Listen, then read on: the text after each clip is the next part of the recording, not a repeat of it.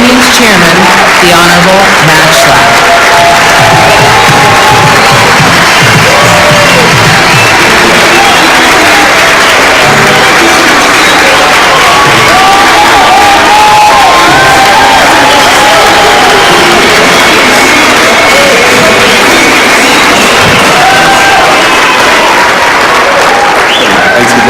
You bet. All right, guys, let's take a seat.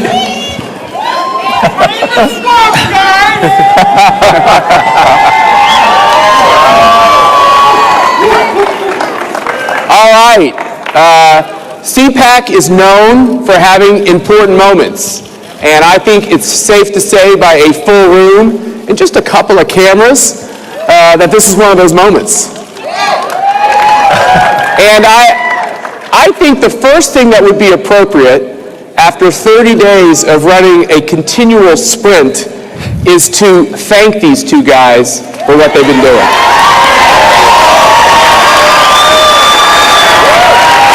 Thank you. Thank you. Well, on that front, I also think it's a perfect moment to thank all of you for helping us elect what will be one of the greatest presidents that ever served this country. All right. And it's because of your work that he made it happen. And Matt, I want to thank you for finally inviting me to CPAC.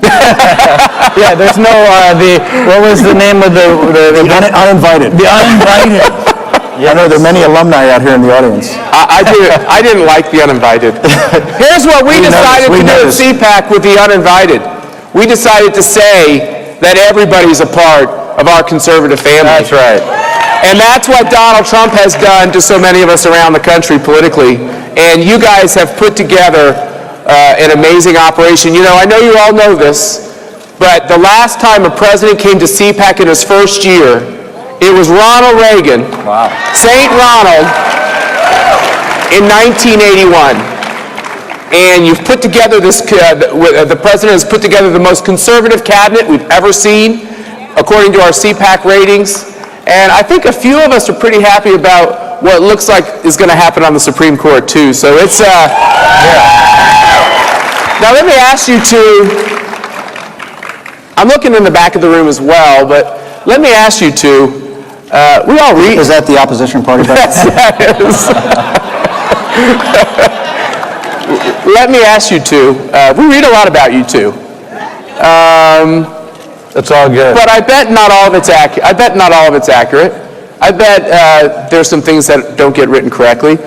Let me ask each one of you, what's the biggest misconception about what's going on in the Donald Trump White House? Well, in regard to us two, I think the biggest misconception is everything that you're reading. We share an office suite together. We're basically together from 6:30 in the morning until about 11 o'clock at night. I have a little thing called the war room. He has a fireplace with nice sofas. And it's actually something that you all have helped build, which is when you bring together, and what this election showed, and what President Trump showed, and let's not kid ourselves. I mean, I can talk about data and ground game, and Steve can talk about big ideas, but the truth of the matter is, Donald Trump, President Trump, brought together the party and the conservative movement. And I've got to tell you, if the party and the conservative movement are together, similar to Steve and I, it can't be stopped.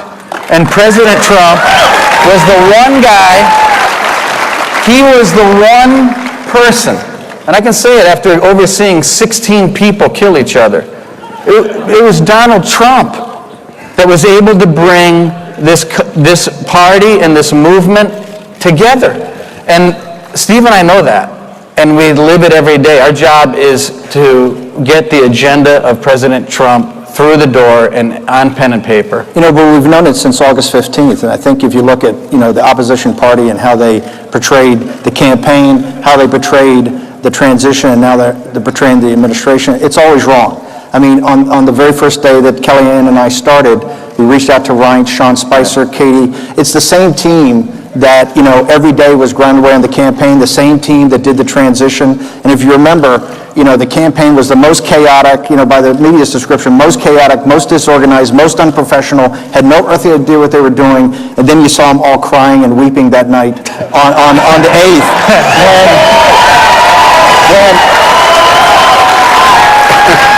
And the reason it worked is President Trump. I mean, Trump had those ideas, had that energy, had that vision that could galvanize a team around him of disparate, look, we're a coalition. A lot of people think, have strong beliefs about different things, but we understand that you can come together to win, and we understood that from August 15th, and we never had a doubt, and Donald Trump never had a doubt that he was going to win. And I think that is the power of this movement. And on top of that, first of all, President Trump laid out his vision, 4 or 5 years ago here at CPAC. That's right. And it was that vision. It's nothing different. If you go back and watch the tape of President Trump 4 or 5 years ago, that was the Trump agenda. One of the things I used to say all the time, and Governor Walker and everyone gets sick of me saying it, but I think that President Trump found it, which was what this country, what all of us were starving for the whole time, because we're so sick of politics and politicians. In spite of the fact that we love being here, we actually hate politics, but what we were starving for was somebody real, somebody genuine, somebody that was actually who he said he was. And the media attacked us on the campaign. Remember, attacked me, oh, you can't spend the money on Trump, go give it to the Senate. Attacked us on the transition. President Trump put in the best cabinet in the history of cabinets, I think. Now, I feed ridiculous stories, and all we do every day, and all President Trump does every day, is hit his agenda every single day. Whether it's TPP, whether it's deregulation, whether it's Neil Gorsuch, whatever it is, his promise is coming through every day. He's even leaving bathrooms alone. That's kind of a nice, refreshing thing for a lot of people as well. We happen to think it's a state issue. Of course. But I think let's go back to that point that Reince made for a second. President Trump, when he was running, he made and this is the other thing that the mainstream media or opposition party never caught, is that if you want to see the Trump agenda, it's very simple. It was all in the speeches. He went around to these rallies, but those speeches had tremendous amount of content in them, right? I happen to believe, and I think many others do, he's probably the greatest public speaker in those large arenas since William Jennings Bryan. This was galvanizing. Remember, we didn't have any money. Hillary Clinton, these guys had over $2 billion. We had a couple of $100 million. It was those rallies and those speeches. All he's doing right now is he's laid out an agenda with those speeches, with the promises he made, and our job every day is just to execute on that, is to simply get a path to how those get executed.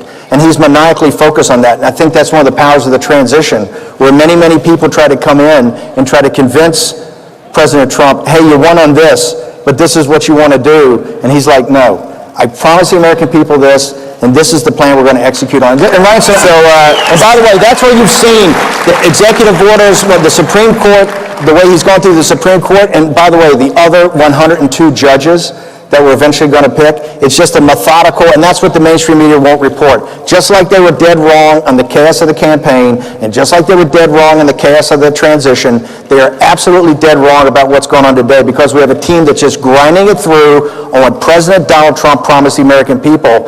And the mainstream media better understand something. All of those promises are going to be implemented. That's awesome. It's been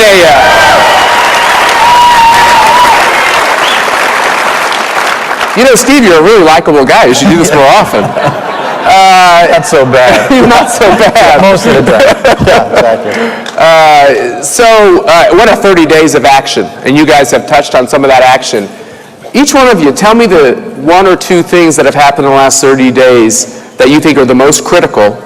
And what is the one thing that you just, like you said, Steve, maniacally focused, that has just got to happen early in the administration to really turn this country around? So start first with the first 30 days, then what's that focus after that? So there's a lot that's happened in the first 30 days. Whether, and you look at the world order and some of the things that are going on that I think will be dealt with soon. But the first thing I think is Neil Gorsuch, for a couple things. Number one, we're not talking about a change over a 4-year period. we're talking about a change of potentially 40 years of law, number one.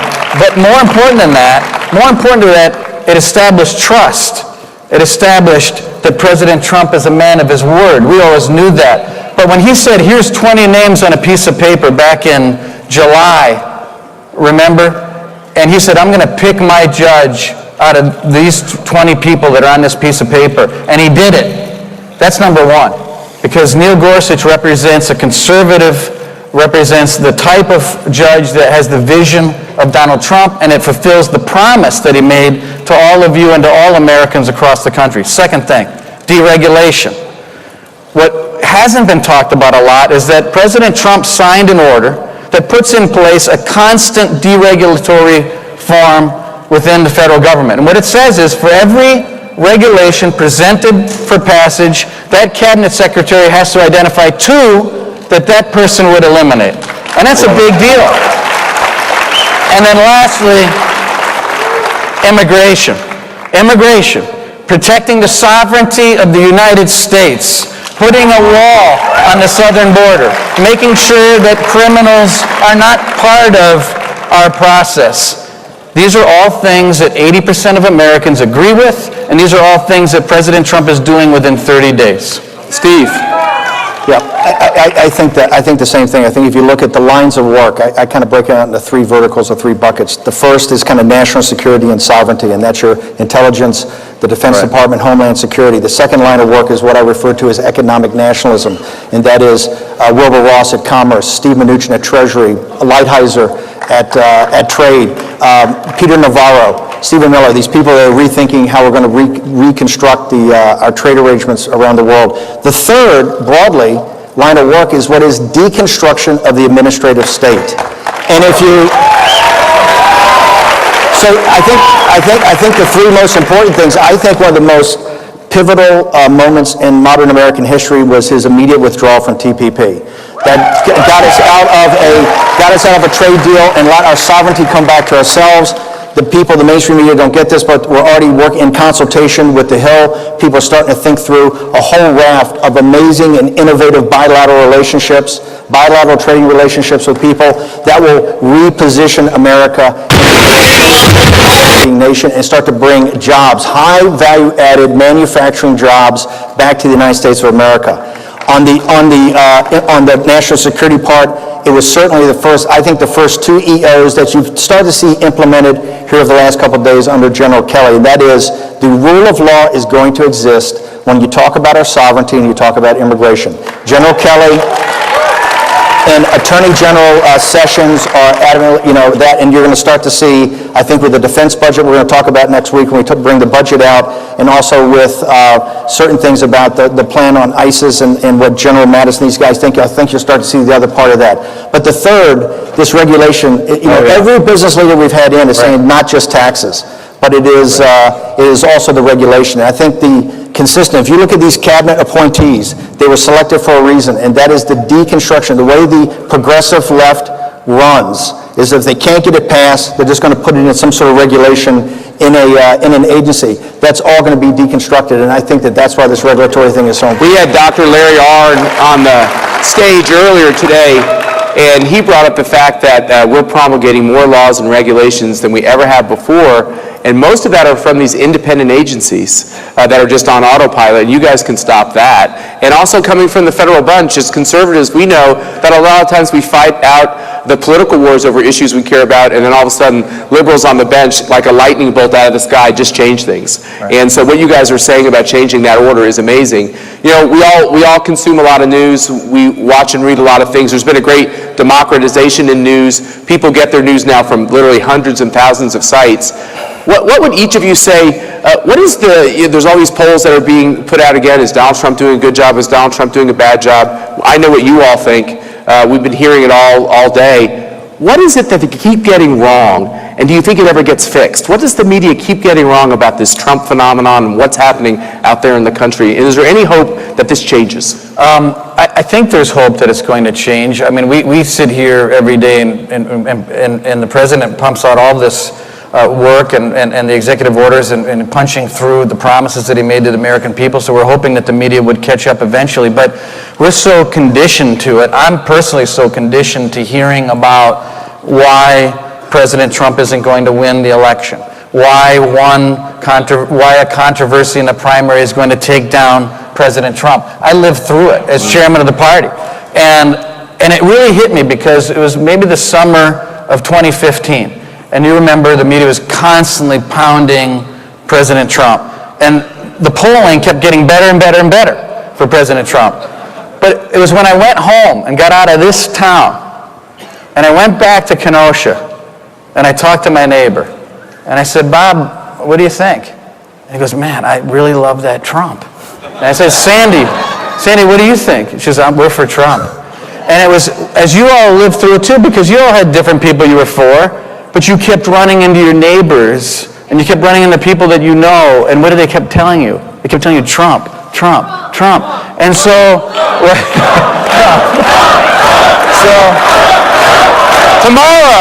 tomorrow, okay? Just be patient. I knew, and so it was back then, my family and my sister, who's a doctor out in San Diego, and it just kept everyone around me, that nothing, it was impenetrable, because it goes back to what I said before, which is that the country was hungry for something far bigger than one story or one-off issue. It was something that people wanted in this country that was real and something that was going to change the direction that we were heading, and it was President Trump, but that was the answer. The reason Reince and I are good partners is that we can disagree. It's not only not going to get better, it's going to get worse every day in the media. And here's why. By the way, the internal logic makes sense. They're corporatist, globalist media that are adamantly opposed to an economic nationalist agenda like Donald Trump has. President Trump really laid this out, as Reince said, many years ago at CPAC. It's really CPAC that really originally gave him the springboard. It's the first time at Breitbart we started seeing him and saw how people, his speeches resonated with people. And then he would go out to these smaller town halls later, and really he got traction with the same message he's bringing today. Here's why it's going to get worse, because he's going to continue to press his agenda. And as economic conditions get better, as more jobs get better, they're going to continue to fight. If you think they're going to give you your country back without a fight, you are sadly mistaken. Every day it is going to be a fight, and that is what I'm proudest about Donald Trump. All the opportunities he had to waver off this, all the people have come to him and said, oh, you got to moderate. Every day in the Oval Office, he tells Reince and I committed this to the American people, I promised this when I ran, and I'm going to deliver on this.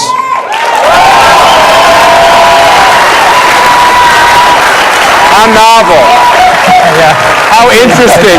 I remember I was being asked by some reporters, they're like, why is Trump doing X, Y, or Z? And I said, because he said he would do it on the campaign trail. It's really not that complicated, is it? But no, there are, okay, I like that one. There are some parts of this, though, that are fitful. The American Conservative Union, which puts on CPAC, was created after Barry Goldwater lost in 1964 in an effort to take all different kinds of voices from the right in the conservative movement and bring them together. So there is this question. There are those folks that consider themselves, classical liberals or conservatives or Reagan conservatives. There are other folks that consider themselves libertarians. There are other folks that are part of this new Trump movement. And Trump brought a lot of new people. There's probably people in this crowd that wouldn't have been in this crowd before. So there's a lot of diversity here. We all know it when we're at the bar at the end of the day. Can this Trump movement be combined with what's been happening at CPAC and other conservative movements for 50 years? Can this be brought together? And this is going to save the country. Go ahead. Well, first of all, it has to, and we have to stick together as a team. I think that what you've got is an incredible opportunity. You've got an incredible opportunity to use this victory that President Trump and all of us and you and everyone that made this happen put together and work together and continue to communicate. It's very similar. Some of the core principles of President Trump are very similar to those of Ronald Reagan. When you look at peace through strength and building up the military, how many times have you heard President Trump said, I'm going to build up the military, I'm going to take care of the vets, I'm going to make sure that we don't have a Navy that's decimated and planes that are nowhere to be found. Peace through strength, deregulation. You think about the economy and the economic boom that was created. And some of it is going to take a little time. I mean, to get the jobs back, to get more money in people's pockets, those things are going to happen. And in the meantime, we have to stick together and make sure that we've got President Trump for 8 years, and he's somebody that we know that we're going to be very proud of as these things get done. But it's going to take all of us working together to make it happen. You know, I've said that there's a new political order that's being formed out of this, and it's still being formed. But if you look at the wide degree of opinions in this room, whether you're a populist, whether you're a limited government conservative, whether you're a libertarian, whether you're an economic nationalist, we have wide and sometimes divergent opinions. But I think the center core of what we believe, that we're a nation with an economy, not an economy just in some global marketplace with open borders, but we're a nation with a culture and a reason for being. And I think that's what unites us. And I think that is what's going to unite this movement going forward. President Trump tomorrow is coming, I think, really to express his appreciation. Absolutely. The Vice President's coming tonight. The Vice President's coming tonight. And the reason is he understands in CPAC there are many, many, many voices. But he's here to say appreciation and to drive this movement forward. This is really where he got his launch, you know, with his ideas in the conservative movement, 5 years ago. And he wanted to show his appreciation. We're at the top of the first inning of this. And it's going to take just as much fight, just as much focus, and just as much determination. And the one thing I'd like to leave you guys today with is that we want you to have our back. But more importantly,